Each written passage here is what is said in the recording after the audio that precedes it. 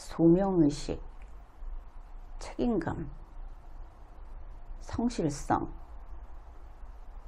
이런 것은 조직의 리더가 갖춰야 할 자질입니다.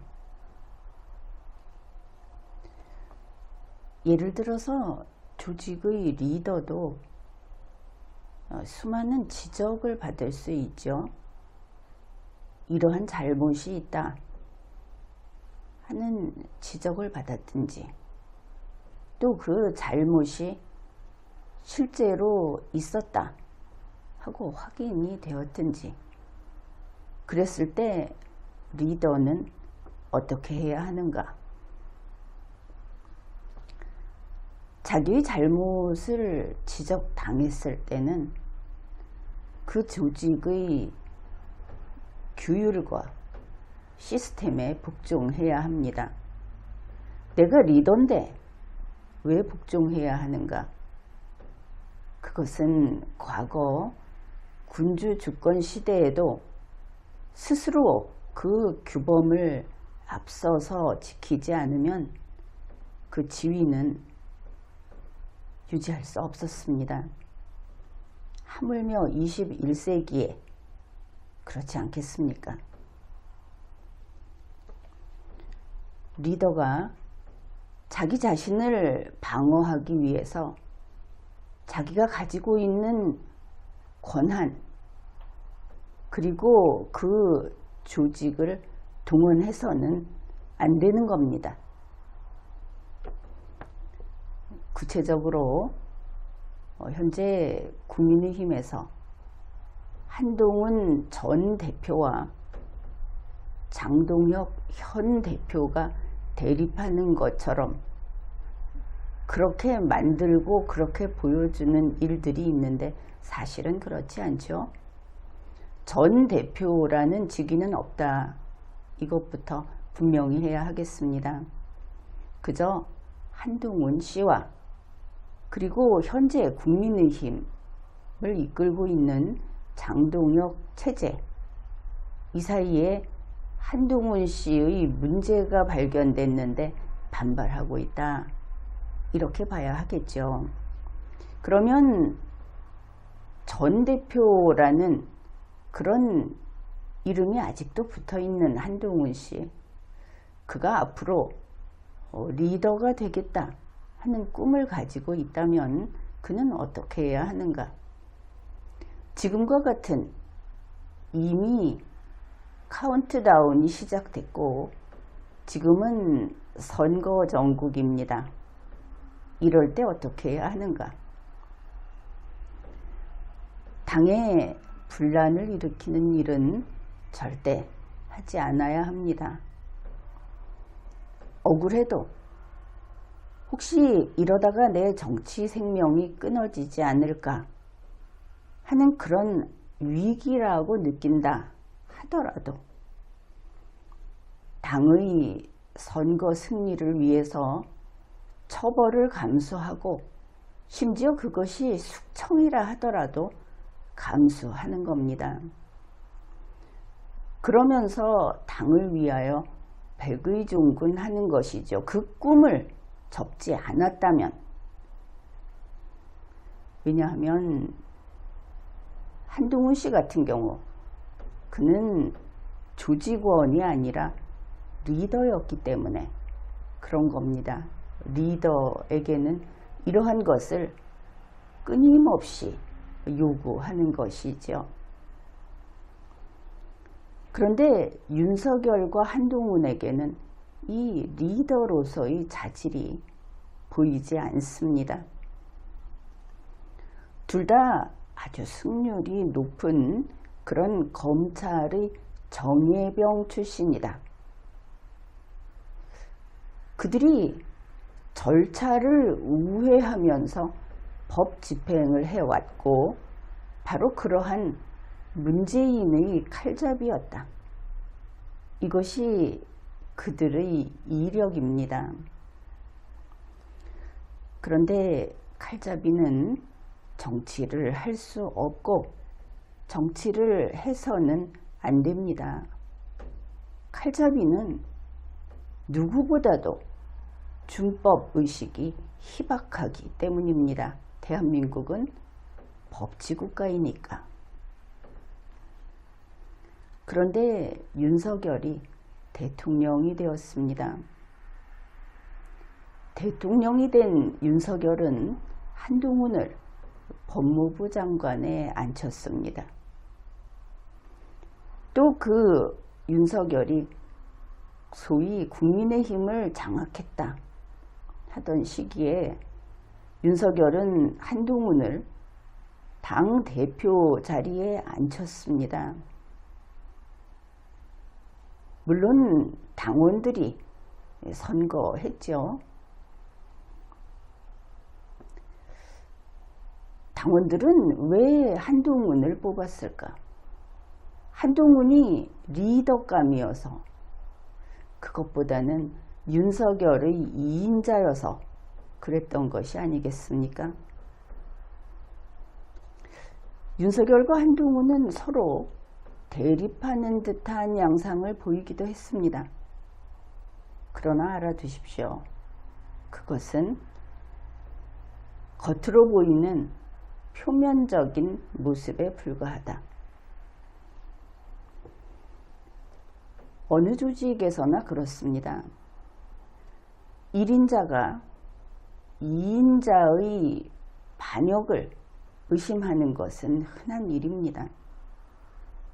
게다가 실제로 2인자가 1인자의 자리를 노린다는 것도, 그것도 흔한 일입니다.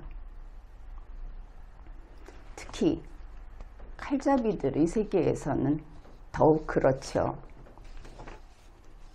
칼잡이들은 자기 자신의 욕망과 안전을 지키기 위해서, 거기에 방해가 되면 자기 패거리를 이끌고 망설임 없이 바로 그 조직의 심장을 찌릅니다.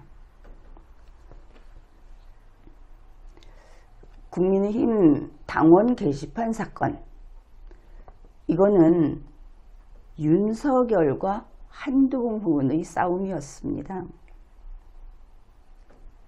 권력투쟁이었죠. 바로 그렇기 때문에 이 당원 게시판 사건에 있어서 윤석열파와 한동훈파 양측은 다 국민의힘의 질서, 규범을 깨뜨린 자들로서 다 유죄입니다.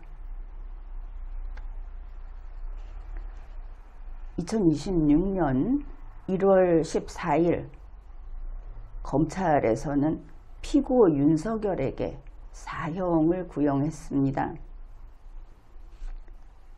2024년 12월 3일 현직 대통령으로서 비상계엄 내란을 저지른 혐의로 사형 구형을 한 겁니다. 같은 날 국민의힘에서는 한동훈을 제명 결정했다 하는 뉴스가 쏟아져 나왔습니다. 물론 윤리위 결정이었습니다. 최고위 결정을 남겨두고 있는 그런 상태였죠. 한동훈이 누군가? 한동훈은 비상계엄 내란이 실질적으로 종료되지 않은, 아직 지속되고 있던 바로 그 당시, 그때 비상계엄을 발동한 윤석열의 권한을 일시적으로 상속받았던 인물입니다. 물론 사적 상속입니다. 법이 허용하지 않으니까. 이런 일들, 윤석열 사형 구형과 한동훈 제명 뉴스가 나오고 있을 때 이재명 민주당에서 가만히 있을 리가 없죠. 가뜩이나 그리 오래되지 않은 과거에 북측의 김정은이가 이제 남조선은, 이제 남조선이라고 안 하죠. 대한민국은, 우리의 적국인 대한민국은 선거정국에 들어간다. 수단 방법을 가리지 말고 국민의 정서를 흔들고 교란작전을 해라. 우리가 원하는 대로라는 그런 지시가 떨어졌다는 뉴스는 공개 보도됐습니다. 그런 일이 있었죠. 이재명 민주당에서는 바로 이렇게, 야, 이거 잘하면 손 안 대고 둘 셋으로 갈라지게 할 수 있겠구나 하는 이런 틈을 타고 국민의힘에 이제 상처가 났다고 봤을 텐데 거기에 소금을 뿌렸습니다. 이런 것을 현대전에서는 회색 전술이라고 하고 그 위력이 상당합니다. 더불어민주당 측에서 소위 국민의힘이 그저 망해서 없어졌으면 하는 정치 집단에서 나온 이야기들을 소개하면 다음과 같습니다. 국민의힘이 실패의 길로 들어가고 있다. 바로 이걸 받아서 배 모으라는 의원이 이번 지방선거에 패배할 거냐, 실패의 길로 가고 있다라고 했죠. 인용하는 자료를 잘 보고 써야 하지 않겠습니까? 회색 전술, 다음 것을 보면 이렇습니다. 윤석열 사형 구형, 같은 날 보란듯이 한동훈을 제명했다. 이거 한동훈 지지 아닙니다. 한동훈 파들 잘 알아두십시오. 이거 달콤합니까? 적의 응원이 그렇게 기운이 납니까? 윤석열의 사형구형을 듣고 잠자리에 들었는데 아침에 일어나 보니 한동훈이 죽었다. 조국혁신당도 이랬습니다. 특검 사형구형을 들으며 한동훈 제명한 국민의힘은 여전히 친위 쿠데타 중이다. 어쨌든 이들이 한결같이 윤석열 사형 구형과 한동훈 제명을 엮어서 국민의힘이 일단 쪼개지기를 바라고 있다. 그쪽으로 지금 작전을 펴고 있다 하는 것은 알 수 있죠. 이 사람들이 그렇게 창의력이 뛰어난 편이 못 됩니다. 그저 한번 지령이 떨어지면 다 거기서 거기 같은 색깔로 주장을 하죠.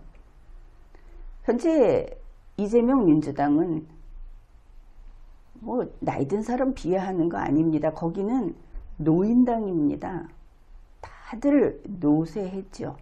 나이 들어도 펄펄한 사람은 노인이라고 하지 않습니다. 이거는 참고로 이야기합니다. 그런데 리더로서의 자질이 없는 칼잡이 한동훈은 바로 패거리를 동원해서 국민의힘 장동혁 체제, 국민의힘 자체를 공격했습니다. 여기에 나선 것이 소위 동훈이파 당직자들, 동훈이파 국회의원 이렇게 몇몇이 나선 것을 보았습니다.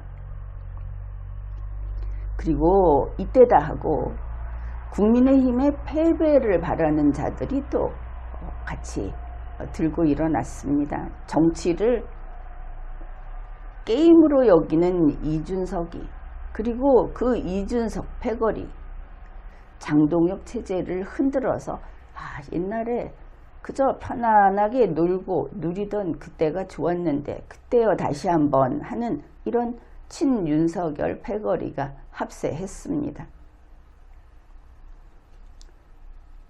여기에 그저 덤으로 홍준표와 오세훈 이야기도 하자면 이렇습니다. 홍준표 씨는 그 사람은 국민의힘 당원이 아닙니다. 잊지 마십시오.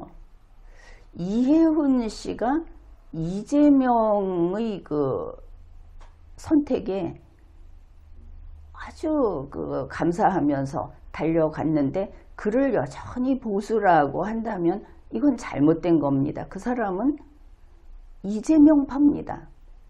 보수가 아닙니다. 그냥 이재명파 이해훈을 이야기하면 됩니다. 이해훈의 수치는 보수의 수치가 아닌 겁니다. 마찬가지로 홍준표 씨도 그렇습니다. 파란준표를 기억하십시오. 홍준표 씨는 이해훈을 넘어섭니다. 그는 설령 내란으로 세운 왕정에서라도 2인자 자리를 준다면 90도로 절을 하며 받겠다 하는 인물이라고 보면 될 것이고, 이재명 민주당 정권에서 2인자가 아니라 그래도 그 어떤 자리를 주겠다고 하면 감업하며 받을 인물으로 보인다. 이 정도 이야기하겠습니다. 홍준표는 노련하죠. 그의 노련함은 결코 보수 대중에게는 이롭지 않다. 현재 홍준표가 장동혁 대표를 지지하는 것처럼 보이지 않습니까? 한동훈 제명 잘했다. 그냥 밀어붙여라. 이거 지지 아닙니다. 겉으로 볼 때 똑같이 들리는 말이 사실은 그게 아니다. 이 정도는 읽어내야 하겠죠.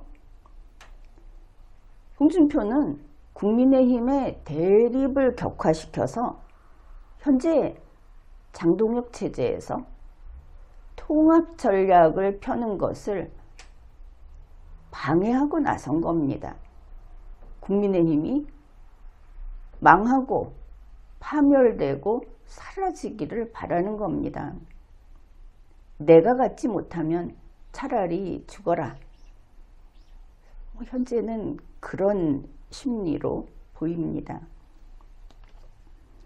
오세훈 서울시장도 바로 이런 더불어민주당, 이재명 민주당의 회색 전술 혹은 국민의힘을 없애버리고 싶어하는 측의 회색 전술에 또 합세했습니다.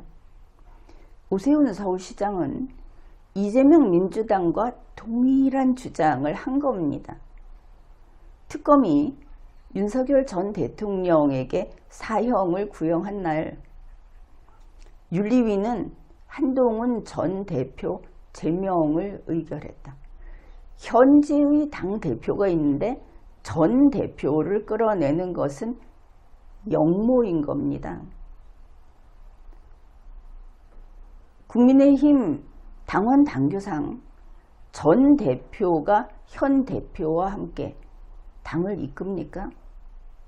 이렇게 오세훈 씨의 말 속에서 그의 역심이 드러나는 것이죠.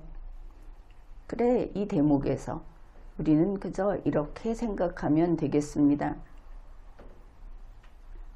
무상급식 거기에서 시작해서 매번 헛다리를 짚으면서도 그나마 보수당의 그늘에서 지금까지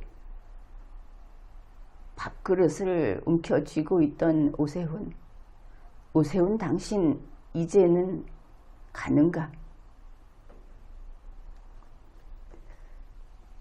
1월 14일 한동훈 씨는 기자회견을 했습니다. 그러면서 국민의힘을 선제 공격했죠.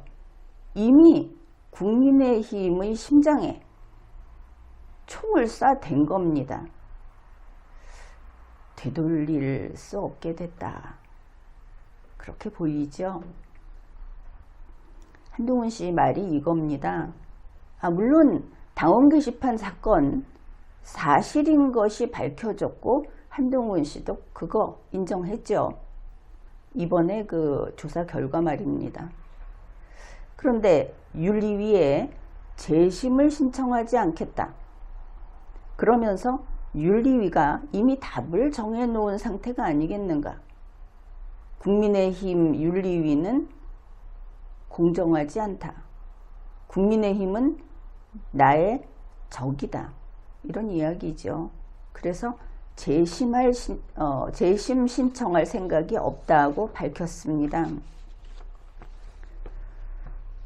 그리고 같은 날 국민의힘 소속 국회의원 23명, 한동훈 패거리 이러면 되겠죠. 그 한동훈 패거리가 아니라면 오판에서 이재명 민주당의 회색 전술에 앞잡이가 되고 있다는 것을 지금 깨달았다면 이 23명 거기에서 나와야 할 겁니다. 그런데 그쪽에서 하는 주장이 아마 이 회색 전술의 앞잡이 노릇을 계속 할 것처럼, 그리고 국민의힘이 파멸하는데 힘을 쏟을 사람들처럼 보이는 것이 그들의 해명 내용입니다. 이렇게 말을 했습니다. 누구나 익명으로 이름을 숨기고 정치적 의견을 자유롭게 쓸 수 있는 당원 게시판에 올린 글 때문에 당원을 제명하는 조치는 위헌이다, 헌법 위반이다, 이렇게 주장을 했습니다. 당원을 제명하는데 그 당원이 범죄 행위 당시에 당 입장에서 당 대표였던 당원, 당 대표의 가족이었던 당원일 때 그걸 그냥 당원이라고 하면 됩니까? 누구나 익명으로 쓸 수 있는데 당 대표의 권한을 가진 그의 식구들이 그 짓 하지 말라고 당 대표는 그 당원 게시판에 글을 쓰지 않는 것으로 되어 있지 않습니까? 그런데 이렇게 말을 합니다. 누구나. 그리고 언론의 자유까지 꺼내 들었습니다. 현 당대표 측에서 이런 주장을 하고 있다. 이걸 보면 현직 대통령이 비상계엄 내란을 일으켰던 그 윤석열 피고, 그쪽에서 몽테스키우의 삼권분립 주장을 했던 것처럼 전혀 당치 않고 무지하고 그리고 추잡한, 창피한 이런 걸 느끼게 됩니다. 리더의 자질 이야기를 했죠. 그것을 돌이켜보기 바랍니다. 결국 이 동훈이파라는 사람들이 이재명 민주당과 호흡이 잘 맞는 것을 알 수 있습니다. 좀 아쉽습니다. 한동훈은 역시 리더감이 아니었다. 이게 확인됐기 때문이죠.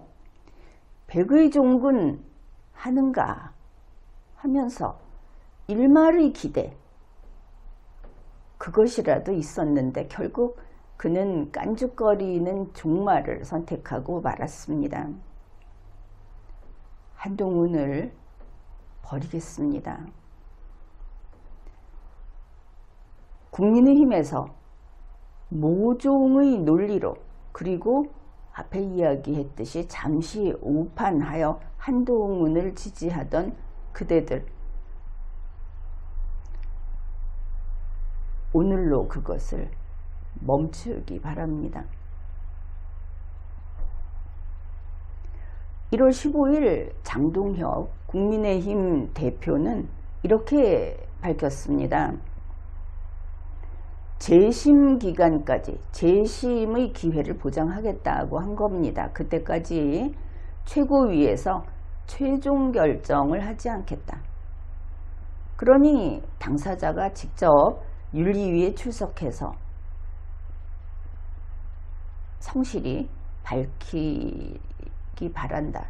재심이라는 것은 당연히 재심을 신청한 측에서 최선을 다해야 하는 것인데 기회를 주겠다. 그거 한 겁니다. 절차를 보장하겠다. 그런데 한동훈은 하루 전에 해봤자 소용없다고 결론 내리고 안 한다고 밝혔습니다. 그거 번복하고 재심에 나온다면 벼룩이 오히려 부끄러워하겠죠. 장동혁 대표는 2026년 1월 15일 오후 3시 49분 그때부터 단식에 들어갔습니다. 단식의 이유는 이렇습니다. 더불어민주당이 통일교 그리고 공천 헌금 의혹에 대한 쌍특검을 수용하라 이런 요구였습니다. 그리고 다음날 1월 16일 국민의힘 송원석 원내대표가 이재명 대통령에게 통일교 게이트 특검 또 더불어민주당 공천 뇌물 특검 그래 이 둘을 쌍특검이라고 하는데 이것을 전면 수용해 달라 하는 요구를 했습니다. 이것을 보면 국민의힘 장동혁 체제는 일단 전진 중이다 이렇게 평가합니다. 국민의힘이 살 것인가 죽을 것인가. 이재명 민주당의 캐비넷, 윤석열의 캐비넷, 그리고 이제는 한동훈의 캐비닛에서 자유로운 사람들, 또 설령 이런 캐비닛에 걸려 있다 하더라도 거기에 대항해서 싸우겠다, 싸울 수 있는 역량을 지닌 사람들, 바로 이들에게 국민의힘 생존 여부가 달려있다고 봅니다.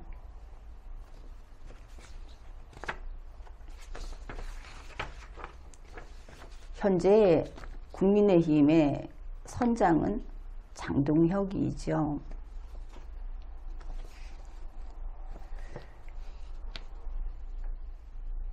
장동혁 체제에서 한동훈을 끌어안지 않고 왜 배제하는가? 왜 뺄셈 정치를 하는가? 그러나 독이라면 그것을 품는 것은 전략이 아니겠죠. 가령 지금의 이 선거 전국이 전투라고 해봅시다. 전투가 개시됐습니다. 국민의힘이라는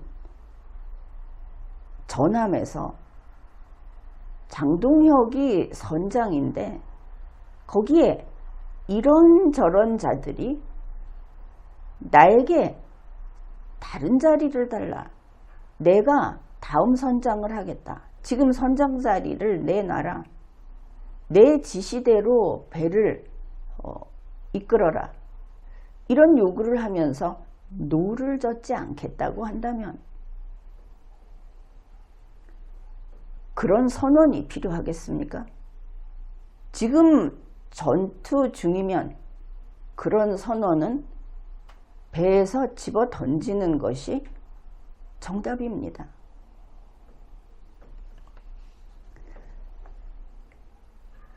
장동혁이 그러면은 앞으로 보수의 희망인가?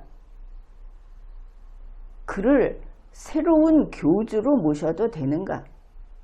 많은 사람들이 거기에 매달려 있는, 마치 지금 정치를 하는데 정치 지도자를 교주처럼 신처럼 받드는 잘못된 풍조 하에서 이 이야기를 하는 겁니다.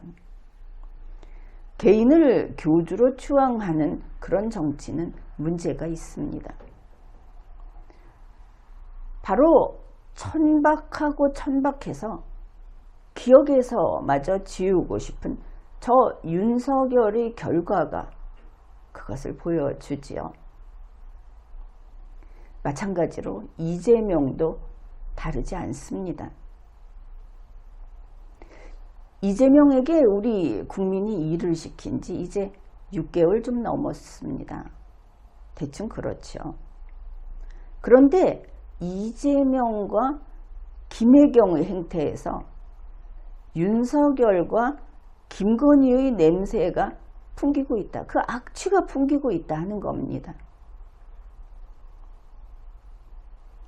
머지않아 이재명은 몰락할 겁니다.